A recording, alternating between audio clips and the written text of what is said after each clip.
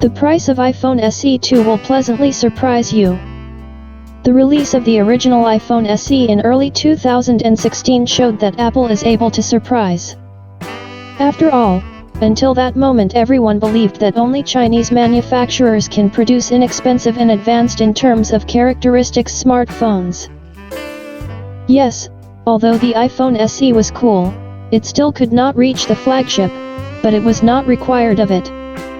Rather, it was a bit of a fan service for fans of compact smartphones, which at that time were no longer in the lineup. And the price of $399 was needed so that much more people could afford it. In this sense, the iPhone SE2 will not be particularly different from the original. iPhone SE2 will not be as compact as the original. And this is normal. Phone SE of the second generation, which is scheduled to be launched in the spring of 2020, will be much more similar to the original model than we initially thought. No, Apple will not keep the 4-inch form factor, betting on the design of a more modern iPhone 8, but it implements one of the main features of the original model in the upcoming novelty.